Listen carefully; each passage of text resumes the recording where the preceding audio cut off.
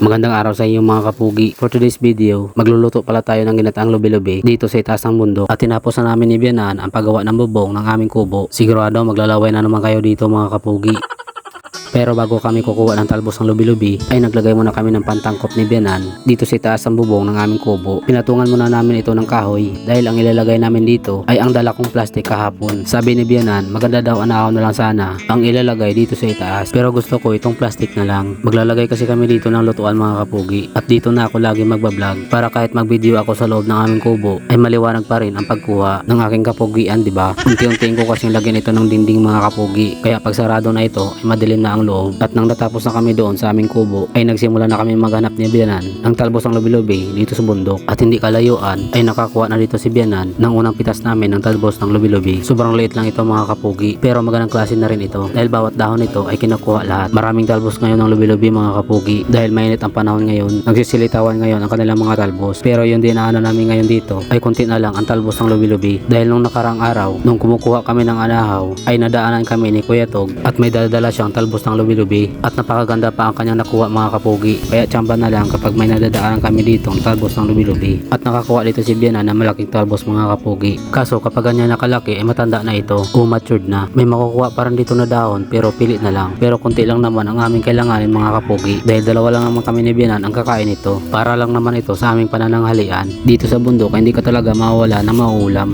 Kapag madiskarte ka lang ay hindi ka talaga mawawalan dito ng pangangailangan at tuloy-tuloy lang ang pagkuha namin dito ni Bianan ng talbos ng lubi-lubi. Nakaka-enjoy din ito kahit ganito lang yung ginagawa namin mga kapugi. Hindi nga namin namamalayan dito na marami na pala kami nakuha. Kaya bumalik na kami dito sa aming kubo para akin na itong lulutuin. Di ba si Bianan naman ang kumuha lahat ng talbos ng lubi-lubi. Siyempre ako naman ang magluluto nito mga kapugi. At sa mga marunong at magagaling magluto nito, turuan nyo na lang ako kung ano yung kulang.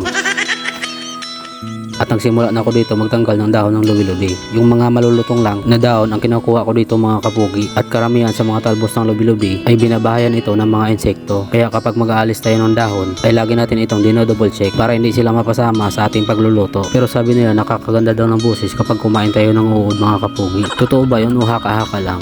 Gusto ko sanang itry kaso maganda ng busis ko, wag na lang.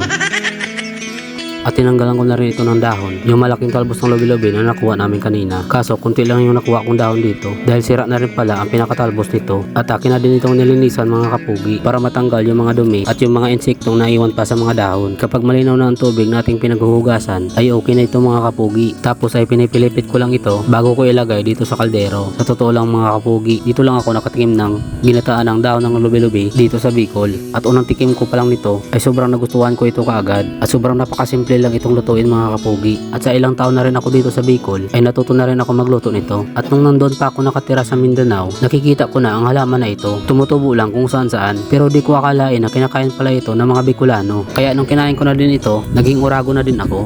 Badi makauurag.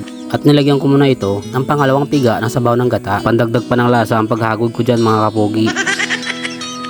At naglagay na rin ako dito ng sili green, pati na rin ang seasoning, pampabalansin ng lasa. At akin na din itong tinakpan para ito ay maisalang na. At kumuha na din ako dito ng tuyong balat ng kahoy. Balat pa ito ng ginamit pa naming haligi ng kubo.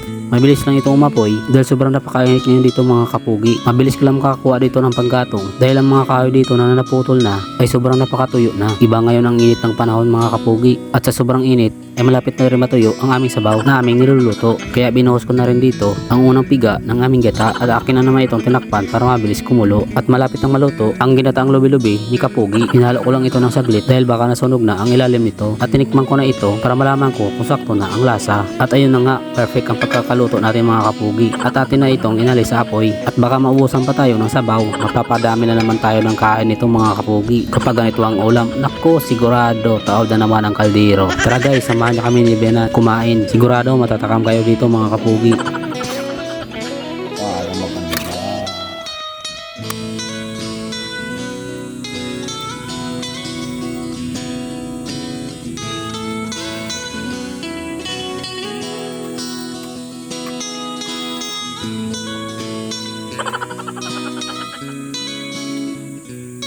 Ay, baboy. Sa mga nakaabot sa dulo ng aking video, maraming salamat at God bless sa inyong lahat.